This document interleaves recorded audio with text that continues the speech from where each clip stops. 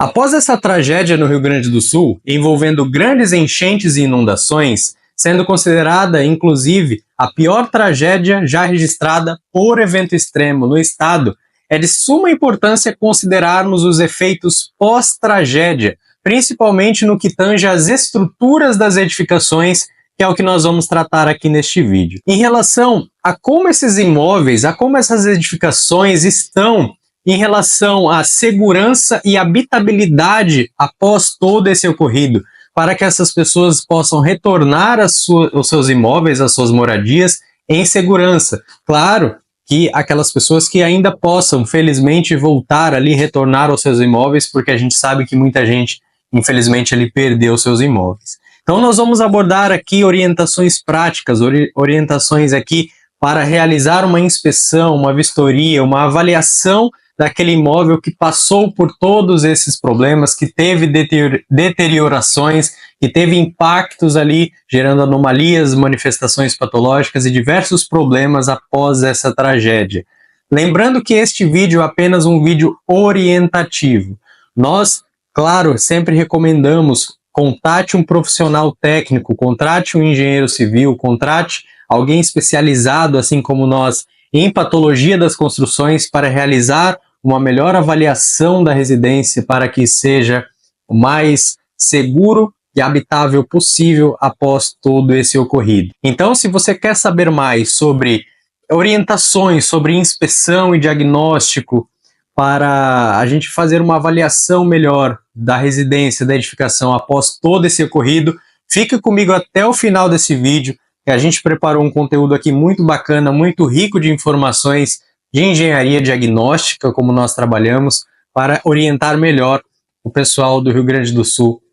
E nós, mais uma vez aqui, mandamos forças ao pessoal do Rio Grande do Sul e, claro, continuem com as doações que muita gente ainda precisa. Meu nome é Igor Gonçalves, sou engenheiro aqui da RV Engenharia Civil. Inscreva-se aqui no canal para fortalecer o nosso trabalho, deixa o like aqui no vídeo também, se esse conteúdo faz sentido para você e te ajuda de alguma forma. E vamos lá falar sobre como avaliar essas estruturas após todo esse evento extremo. Primeiramente, antes de abordarmos aí as principais anomalias e falhas que possam ter acontecido nessas edificações após toda essa tragédia, precisamos falar de duas ações principais que a água causou nesses imóveis. Dois termos importantes aí para a gente começar a falar sobre o tema, que são as ações da água, ações hidrostáticas e ações hidrodinâmicas. O que são cada uma dessas ações? O que significa isso? Bom, as ações hidrostáticas, conforme a palavra já diz, hidro de água, estática de parado, estável, né, estaticamente parado, são as ações que a água ela faz parada, sem estar em movimento, ou pelo menos um movimento ali bem menos acentuado, como é o caso da ação hidrodinâmica, que aí a gente já está falando de uma ação da água em movimento, como é o caso de grandes correntezas que passaram por essas edificações. Então aí nós temos dois conceitos já importantes a serem considerados, né? O que a ação hidrodinâmica causou, né? Toda essa correnteza, toda essa água com uma força gravitacional muito forte, que a gente sabe que a correnteza ela tem, né? Atingindo toda essa edificação e de repente também trazendo resíduos, trazendo objetos e demais coisas que possam atingir de repente essa edificação e causando alguma carga excepcional nessa edificação. Então nós temos ali já a carga hidrodinâmica que tem que ser considerada, e aí ele envolve alguns problemas nas edificações com base nessa força horizontal. Nós temos também a carga hidrostática da água, a ação hidrostática da água, que é a água justamente parada. Qual o efeito dessa água parada nas edificações após um longo tempo ali de cheia? Então nós temos esses dois conceitos importantes para iniciarmos, porque ambas essas ações elas podem causar ali impactos diferentes, anomalias diferentes nas edificações. Então, resumindo, ação hidrostática da água, a água parada ou em pequenos movimentos, e ação hidrodinâmica, quando nós temos ali a correnteza atingindo essas edificações. Primeiramente, vamos falar da ação hidrodinâmica, aquela força toda da água nas edificações, uma força horizontal muito grande, que pode induzir ali a deslocamentos nos elementos estruturais e quem sabe ali também em outros elementos da construção ali daquela edificação. Então, quando nós temos correnteza, uma força hidrodinâmica muito elevada, ali nós podemos sim ter problemas em elementos estruturais devido a esses deslocamentos excessivos, que são previstos em normas, quais são os deslocamentos máximos, né? Então, a pessoa que vai avaliar essa estrutura, ela tem que ver se houve um deslocamento excessivo ou se esse deslocamento ainda é considerado ali um deslocamento ainda aceitável em questão de segurança para aquela edificação. Então, pode ser ter havido sim um deslocamento tanto dos elementos estruturais quanto das alvenarias ali, das paredes, correto? Então, esse é o primeiro ponto a ser identificado, os deslocamentos. Fora isso, nós temos também a questão dessa ação hidrodinâmica trazer materiais que possam, de repente, atingir essas edificações e causar algum impacto mecânico ali mais acentuado, né? Alguma batida mais acentuada de objetos trazidos por essa água.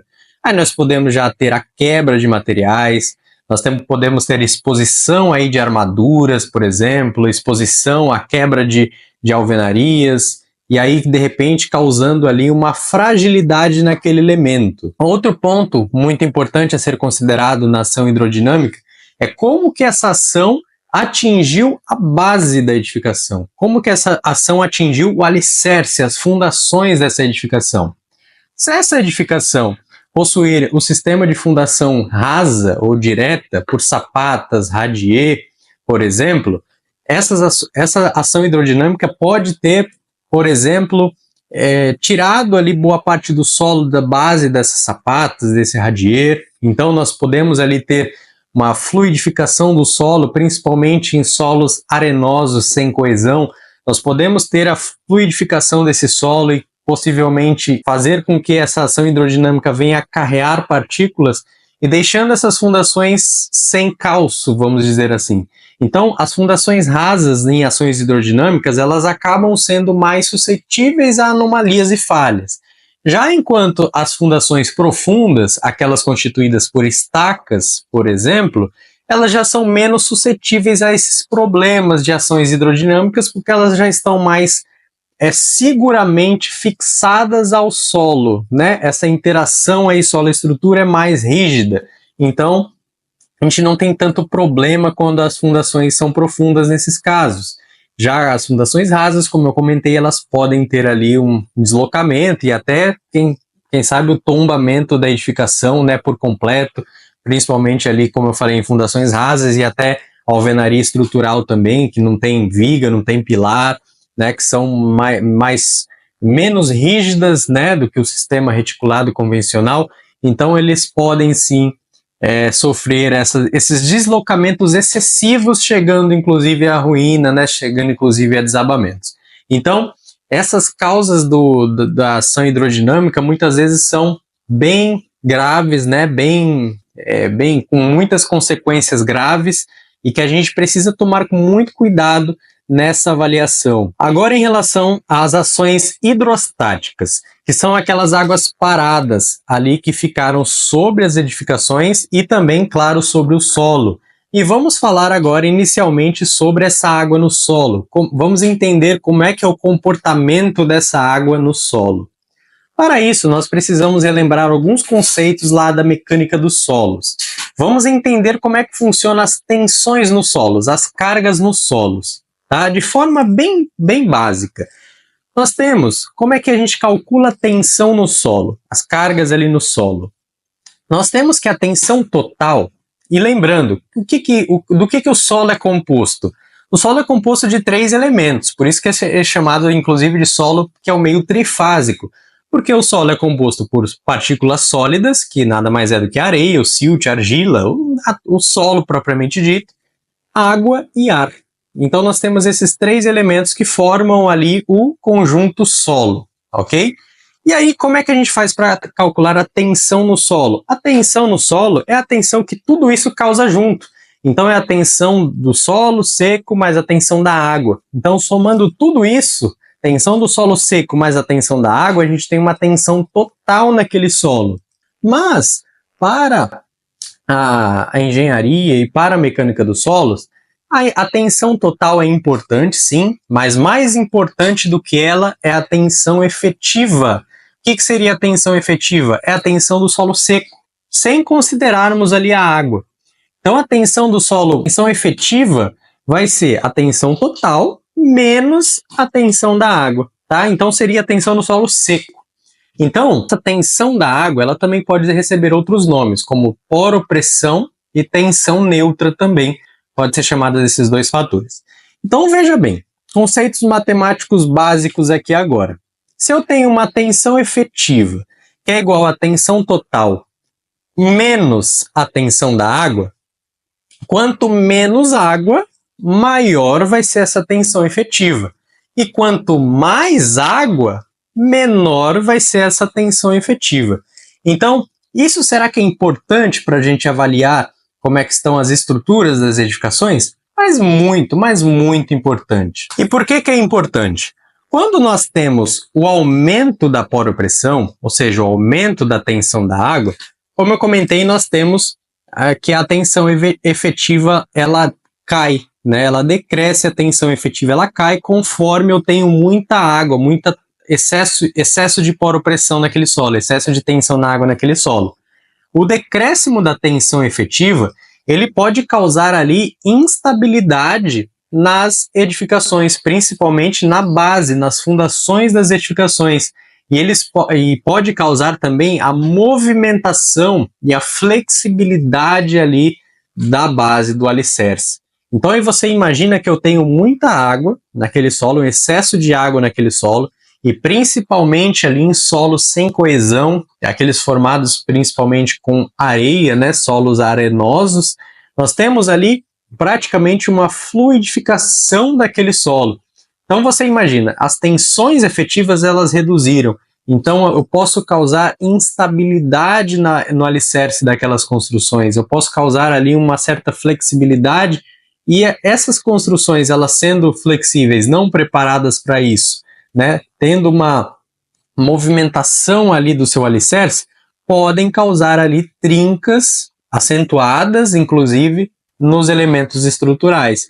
Essas trincas podem ser as trincas, as chamadas trincas de cisalhamento, onde a construção ela basicamente está meio que deslizando no solo, né, meio que fazendo ali uma tensão tangencial no solo. E as trincas de cisalhamento eu vou falar daqui a pouco, para você entender mais como é que esse aumento da tensão da água, né, a diminuição dessa tensão efetiva, pode causar trincas de cisalhamento na estrutura. Então, esse é o primeiro ponto. Quando nós temos ali a diminuição do nível da água, né, principalmente ali após todo esse ocorrido, né, após toda essa água ter baixado, nós vamos ter já a diminuição ali das tensões neutras, né, a tensão da água, e aí com isso a tensão efetiva ela vai aumentar. Aumentando a tensão efetiva, nós já podemos ter outros tipos de trincas nas edificações. Aí nós podemos ter o adensamento do solo, e aí com isso sofrer recalques nas edificações, recalques normais, recalques diferenciais nessas edificações. Então, tanto o excesso de água naquele solo, reduzindo a tensão efetiva, e depois o decréscimo de água desse solo, aumentando a tensão efetiva, podem causar ali problemas diferentes nas edificações e que devem ser avaliados caso a caso. Vamos falar então das trincas por recalque diferencial. Mas primeiramente vamos entender o que seria esse recalque diferencial, que acontece principalmente ali nas edificações apoiadas em sapatas ou blocos de fundação, principalmente. Então, nós temos ali, após todo esse ocorrido, e após eu dizer ali que esse decréscimo da água, né, pode causar ali o aumento das tensões efetivas no solo, nós podemos ter o recalque dos elementos de fundação. Como nós temos fundações, elementos de fundações isoladas, por exemplo, uma sapata aqui e outra sapata aqui, um elemento de fundação ele pode recalcar mais do que o outro. Quando um elemento de fundação recalca mais do que o outro, nós temos o recalque diferente, que é o que nós chamamos de recalque diferencial, que é ao contrário daquilo que acontece quando a construção ela recalca por igual, né? Um elemento de fundação não recalca mais do que o outro, ele recalca por igual, como é o que acontece no radier, por exemplo. Aí nós temos já o recalque normal, não o recalque diferente, não o recalque diferencial. Então, o recalque diferencial acaba sendo muito comum em edificações após todos esses problemas de enchentes e inundações. O recalque diferencial, ele se caracteriza muito, uma das principais características do recalque diferencial é a trinca a 45 graus na alvenaria, né? Essa trinca a 45 graus na alvenaria, pela regra da mediatriz, se nós aplicarmos a regra da mediatriz de acordo com o professor de Cran-Berberian, vai apontar ali para a gente o ponto onde sofreu o maior recalque. Então, essas trincas elas são bem comuns, bem características ali de recalque diferencial, né? E aí nós temos que avaliar, né? Nós temos que monitorar esse recalque para saber até que ponto está ocorrendo esse recalque. Existem vários tipos de fontes de monitoramento de trincas, por exemplo. Nós podemos aplicar gesso nas trincas, aquele gesso aplicado nas trincas para saber se daqui a alguns dias esse gesso trinca, esse gesso abre de espessura, se essa trinca abre de tamanho. Nós podemos acompanhar através de fissurômetro, de plaquinhas de vidro coladas à trinca para saber se o vidro ele tem uma fissura. Então nós podemos avaliar de diversas formas para ver se essa trinca ela está abrindo ou não, né? Para saber se a trinca ela ainda está em atividade, ou seja, se é uma trinca ativa, ou se de repente estabilizou, né? De repente se tornou uma trinca inativa, a edificação recalcou, parou e acabou o problema. Então nós temos que avaliar, primeiramente, o importante de todas as trincas que eu vou falar aqui, de todos os problemas que eu vou falar, sempre é importante haver o monitoramento desses problemas, dessas manifestações patológicas. Então, na hipótese da trinca de repente já estabilizou, nós podemos entrar ali com reparos, nós podemos entrar ali com soluções que realmente vão acabar o problema na parte estrutural, na parte de cima da edificação somente, sem precisar interferir ali de repente na base. Mas dependendo de como é que for essa trinca, dependendo da atividade dela, e se o engenheiro avaliar que há necessidade de, por exemplo, um reforço da fundação, aí vai ser necessário reforçar essa fundação por conta desse recalque acentuado. Então, o recalque diferencial aí é um dos primeiros a serem avaliados nesse quesito após essa tragédia. O recalque diferencial, normalmente ele é acompanhado pelo segundo tipo de trinca que eu vou falar aqui, que são as trincas de cisalhamento. As trincas de cisalhamento, elas são caracterizadas por pequenas trincas, uma do lado da outra, principalmente a 45 graus também, né, em formato, parece uma escama, né, em formato de escamas, e nós temos ali a trinca de cisalhamento. A trinca de cisalhamento normalmente acompanha a trinca 45 graus pelo fato de haver um esmagamento ali naquela região onde sofreu o recalque. Então, correu o recalque diferencial, também nós podemos ali ter as trincas de cisalhamento. Mas, as trincas de cisalhamento, elas são muito comuns quando nós temos ali o excesso de água no solo. Como eu falei, o excesso de água no solo aumenta essa tensão neutra, né? Aumenta essa poropressão, essa tensão da água. Aumentando essa tensão da água, nós temos a diminuição da tensão efetiva. Reduzindo a tensão efetiva, há uma maior tendência à deformabilidade das fundações, maior fragilidade, maior movimento nessas fundações, que podem movimentar a estrutura, e movimentando a estrutura, esse esforço aqui é o esforço chamado de esforço de cisalhamento, e aí causam trincas de cisalhamento na alvenaria. Então, esse excesso de água no solo, nós podemos ver aí muitas trincas de cisalhamento nessas paredes. Em terceiro lugar, nós temos as trincas por movimentações higroscópicas. O que seriam essas trincas de movimentações higroscópicas? Aí é importante a pessoa que vai avaliar ter um aparelho detector de umidade. Aí você fala, Igor, mas é óbvio que as edificações vão apresentar umidade. Mas espera lá, o que seria uma trinca de movimentação higroscópica? Quando nós temos um trecho de uma parede ela está mais seco, um pouco mais seco do que outro, nós temos ali diferentes propriedades de contração e retração desses materiais, né? Quando esses materiais eles estão mais úmidos, eles estão mais encharcados, saturados, eles têm a tendência a expandir. E quando esses materiais eles estão mais secos, eles têm a tendência a retrair. Então, essa diferença de movimentação nós chamamos de movimentação higroscópica, né? Então, vai acontecer muitas movimentações higroscópicas nessas edificações, sujeitas a um índice de umidade muito alto e depois um índice de umidade que tende a decair. Então, nós temos a expansão de materiais e logo em seguida a contração de materiais. E aí, elementos mais frágeis, elementos menos suscetíveis ali a essas deformações, eles vão fissurar, né? Normal que vão fissurar.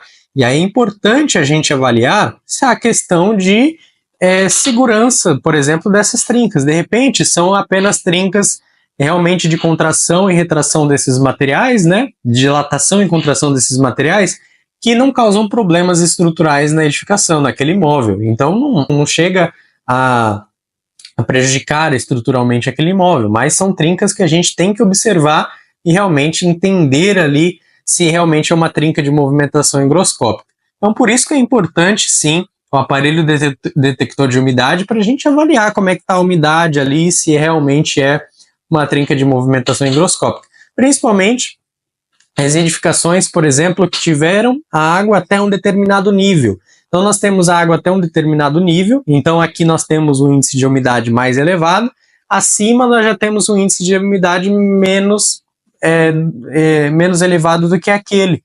Então, ali nós temos diferentes propriedades de dilatação e contração daqueles materiais, né, e aí nós podemos ter trincas de movimentações higroscópicas também. Então, é mais isso, é a questão de elevado índice de umidade seguido de um baixo índice de umidade, provoca variações dimensionais nos materiais e podem provocar ali aberturas por essas movimentações da água. Essas trincas que eu comentei aqui, elas podem acontecer tanto em elementos de vedação, como nas paredes, quanto nos elementos estruturais. E aí, quando essas trincas acontecem nos elementos estruturais, é imprescindível tomar mais cuidado ainda. O que são os elementos estruturais? Lajes, vigas e pilares. Tá? Então, nós temos que avaliar essas trincas se aconteceram nesses elementos.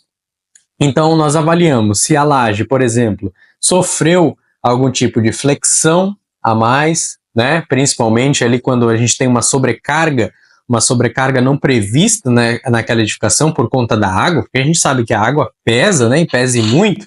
Nós podemos ter ali, sim, uma sobrecarga na edificação que podem causar ali deformações em lajes. Então, as deformações em lajes podem causar trincas de flexão em lajes, assim como trincas de flexão em vigas também. Em vigas também podem surgir algumas trincas devido a recalque diferencial dos pilares. Então, é outro tipo de manifestação patológica. Nos pilares também podem apresentar trincas, principalmente aqueles que sofreram ações hidrodinâmicas da água.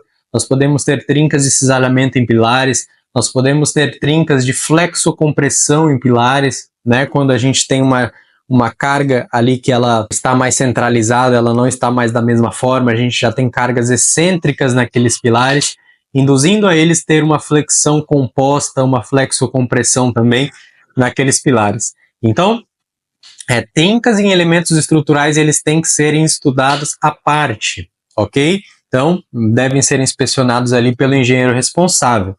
Aqui no canal, nós temos alguns vídeos falando sobre diagnóstico de trincas em elementos estruturais, trincas em lajes e trincas em vigas. Vou deixar o link dos vídeos aqui na descrição, se você quiser acompanhar lá, fique à vontade que o vídeo está bem bacana, vai te ajudar ali a identificar as principais trincas nesses elementos estruturais. Ainda em relação aos elementos estruturais, é importante a gente entender como a água ela causou impacto ali nas armaduras desses elementos estruturais. Como é que essas armaduras estão em relação a esse elevado teor de umidade que pode causar a corrosão das armaduras. É um fenômeno muito comum, né, e altamente perigoso ali ao longo do tempo para as estruturas, comprometendo ali a durabilidade da estrutura em relação à corrosão dessas barras de aço. Então, é fundamental realizar uma inspeção e diagnóstico mais preciso em relação a essas condições de exposição desses elementos estruturais e preferencialmente, né, mais importante ainda, a exposição dessas armaduras em relação a essas águas. Não somente a parte interna da edificação ela deve ser avaliada, mas também a parte externa ela deve ser muito bem avaliada, principalmente em relação ao que ainda pode acontecer. De repente a gente tem ali materiais soltos, como pastilhas soltas, nós temos ali revestimentos argamassados também poderão perder a sua aderência ali, dependendo de como tiver preso ao substrato. Nós podemos ter telhas soltas, madeiramentos, estruturas metálicas ali mal fixadas, né, comprometidas ali com todas essas sobrecargas. Então a gente tem que avaliar como é que está fixada esses elementos, para que não ocorram possivelmente quedas, desabamentos após um período de tempo. Então, de repente, nós temos algo ali que não está muito fixo, que perdeu capacidade resistente e que futuramente pode desplacar, pode cair, pode machucar alguém. Então, a gente tem que avaliar como é que estão essas questões também. Outro fenômeno importante a ser considerado nessas avaliações é em relação aos deslizamentos de terra, que já ocorreram e quais impactos isso causaram, e que ainda podem ocorrer com as chuvas que estão ocorrendo, que ainda podem vir de acordo com a instabilidade que esse solo pode ter ficado. Então, entra ali muito mais agora uma questão geotécnica da avaliação. Então, muito comum agora surgir estudos de fator de segurança de taludes para saber como esses taludes estão após toda essa chuva que aconteceu, né? Aumentando ali a fluidez daquele solo, principalmente daqueles não coesivos, daqueles taludes formados por partículas arenosas, que nós temos pouca coesão. Então nós temos ali possivelmente um carreamento de partículas mais fácil nesses taludes compostos por partículas arenosas. Então, aqueles taludes que porventura já ocorreram ali deslizamentos de terra, a gente tem que monitorar ali como é que estão as atividades desses taludes, principalmente em áreas de risco, as edificações que ainda estão ali, quais impactos podem sofrer, para a gente tomar cuidado em relação a isso também, e o que pode acontecer também. Então, investigações desses taludes, verificação ali da topografia desses taludes, um estudo daquele solo para saber como é que está ali a sondagem daquele solo, o tipo de solo, as características geotécnicas daquele solo, o nível d'água. A gente tem que entender ali a composição do solo e também a resistência para determinar ali ângulo de atrito do solo, coesão do solo, peso específico, para a gente poder entender como é que está o fator de segurança, que aí pode ser calculado por diversas fórmulas, e inclusive também, principalmente por métodos de software, né, cálculo de software, para a gente entender como é que está o comportamento daquele talude perante tudo isso. Então, daqui para frente vai ser muito comum essas análises de taludes para entender ali como é que está o comportamento disso frente aos novos deslizamentos que podem ocorrer. Claro que os que já ocorreram, agora a gente tem que retomar aí o que precisa ser feito para reabilitar, né, edificações atingidas, que ainda é possível, né, uma reabilitação, ou então estudar outras coisas a serem feitas com tudo isso. Não somente as estruturas devem ser avaliadas, mas também as instalações, né? Por exemplo, as instalações elétricas e as instalações hidráulicas, né? Muito importante. Em relação às instalações elétricas, recomendo aí que a gente faça a seguinte avaliação: se aquele imóvel, se aquela edificação foi tomada 100% de água, né, foi coberta de água, como aconteceram em muitas residências, ou então, se não, de repente não atingiu 100% daquela casa. Se a edificação ela foi tomada por água, né, foi coberta por água, eu recomendo aí fortemente que haja a troca de toda a instalação elétrica. Ali eu estou falando de dispositivos de proteção, disjuntores, DR, DPS, que porventura existem, os quadros, né, barramentos, e inclusive também os condutores, né, os cabos elétricos ali daquela instalação. Porque pode ser, né, muito provavelmente, aquela instalação esteja em curto após tudo isso, né, e certifique-se muito bem antes de realizar a inspeção se toda a instalação está desligada, né, muito importante, a entrada de energia, os disjuntores estejam desligados, para a gente realizar uma correta avaliação, né, mas se a estrutura ela foi tomada de água, é muito importante, né, recomendável, muito recomendada ali a troca de todos esses equipamentos, porque a água ela pode, dentro desses dispositivos de proteção, causar ali diversos problemas, né? A oxidação de elementos, pode causar ali o mau funcionamento de elementos, também o excesso de sujidades nesses condutores, né? O excesso de impurezas, poeiras, lama, água, pode causar uma dificuldade ali dos elétrons percorrerem esse trajeto, né? Que é a corrente elétrica. Uma dificuldade na corrente elétrica pode fazer com que os equipamentos eles não funcionem corretamente, pois não estão com a corrente elétrica devida que precisam para funcionar. Então, toda essa dificuldade de corrente elétrica, por exemplo, pode causar ali problemas nas instalações, então, e os disjuntores também não podem funcionar adequadamente, fora outros diversos problemas. Então, se a estrutura ela foi tomada 100% de água, eu recomendo ali que haja toda a troca desses dispositivos da infraestrutura elétrica. Já se essa edificação ela não foi tomada 100% de água, aí cabe uma avaliação um pouco mais minuciosa nessas instalações, que não seja necessariamente a troca de tudo. Então, uma avaliação dos dispositivos de proteção com aparelhos apropriados, uma avaliação ali nos condutores, como é que estão essas correntes elétricas, se elas estão com entrada e saída muito boa, se não está com corrente de fuga, por exemplo, dentre outras avaliações que a gente realiza ali nas instalações elétricas. Então, é uma questão também de investigação caso a estrutura ela não tenha sido completamente atingida. Se foi completamente atingida, aí o mais recomendado mesmo é a troca de todo o sistema. As instalações hidráulicas, elas também devem ser avaliadas, principalmente se houve algum entupimento de tubulações, né, decorrentes ali de toda aquela sujidade, lama que pode ter acontecido no interior daquelas tubulações, ou até mesmo trincas nos tubos decorrente da movimentação da estrutura, da flexibilidade da estrutura, de recalques que podem ter acontecido, deslocamentos na estrutura, então pode ter acontecido rompimento de tubulações, podendo causar futuros vazamentos.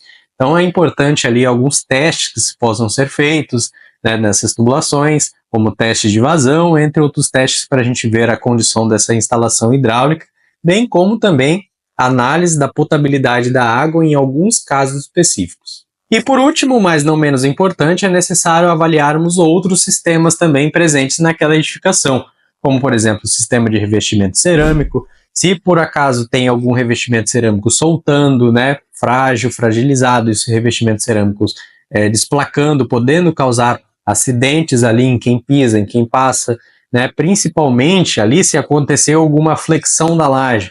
Flexão da laje ela pode causar ali o desplacamento cerâmico na parte superior. Então a gente tem que avaliar muito bem esse revestimento cerâmico, se é necessário haver alguma troca ali para não acontecer algum acidente, né, alguma quebra ali indevida na hora que alguém está passando. Outros sistemas passíveis de avaliação, né, claro, portas e janelas, para saber ali a integridade desses elementos. A gente tem que avaliar as pinturas e revestimentos em parede, né.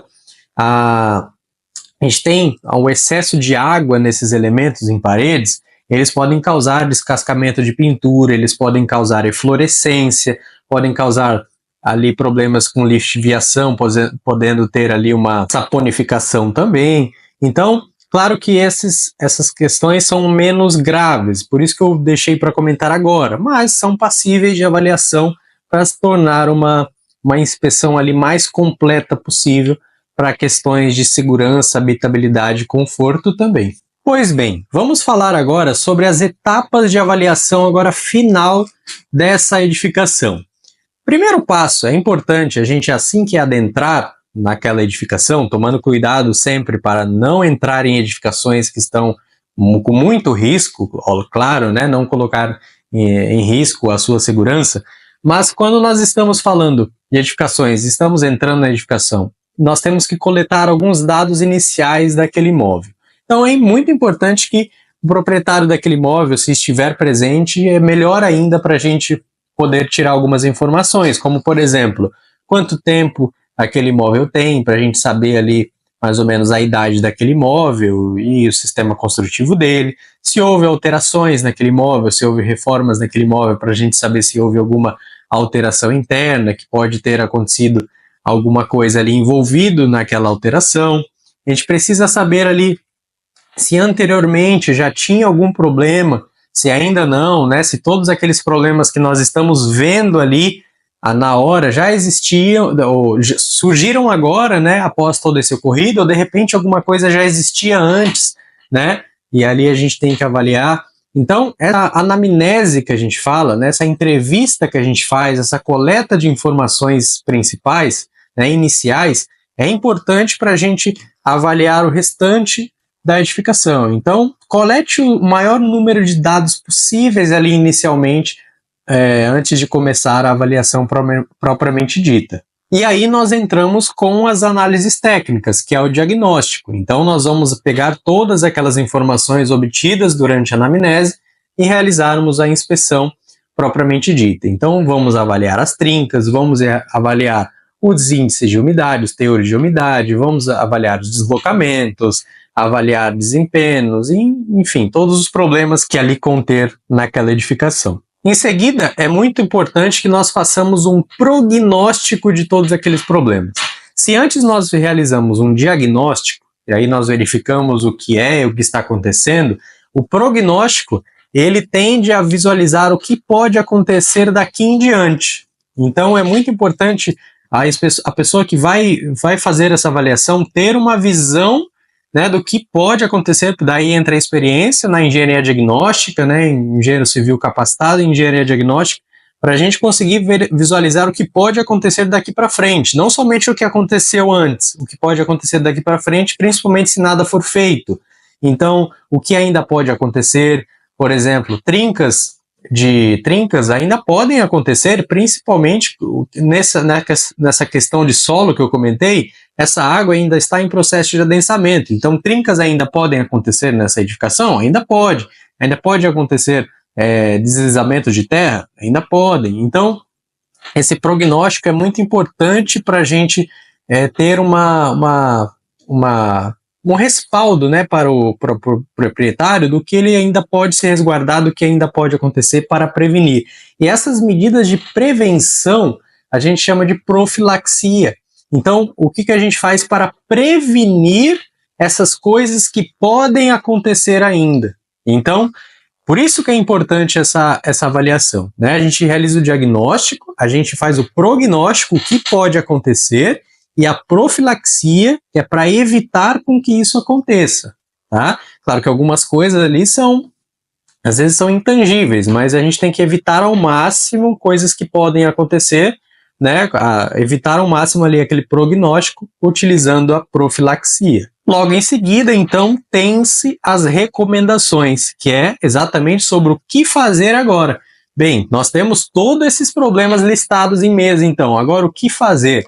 Será que é necessário um reparo, somente um reparo? Será que é necessário uma recuperação estrutural, um reforço estrutural, né? Então, é importante avaliar isso. De repente, a estrutura ela não precisa passar por um reforço estrutural desde a sua base, né? Reforçar fundações. De repente, não precisa. De repente, só uns reparos, né? Uma recuperação ali pode ajudar essa edificação a retornar questões de aspectos monolíticos, principalmente trincas em elementos estruturais. Às vezes, trincas em elementos estruturais, por mais que tenham surgido e já estabilizaram, não comprometam ainda a integridade momentânea daquela edificação, a gente precisa retornar àquele estado monolítico do concreto. Então precisamos fazer um tratamento ali naquelas trincas, né? Retornar ali o estado estético também dos elementos, caso não tenha comprometido a integridade estrutural. Então nós temos que realizar essas intervenções.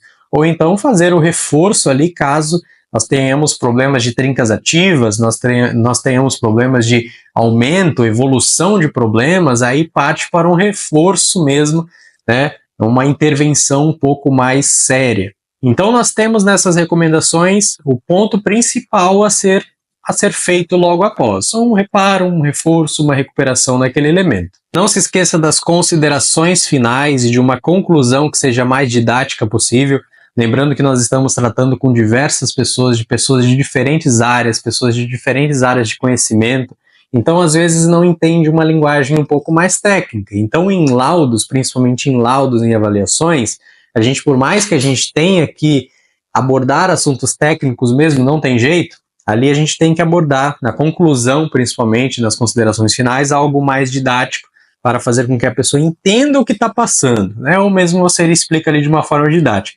E não esquecer, claro, da sua notação de responsabilidade técnica, né? Da RT, responsável tecnicamente por aquela avaliação.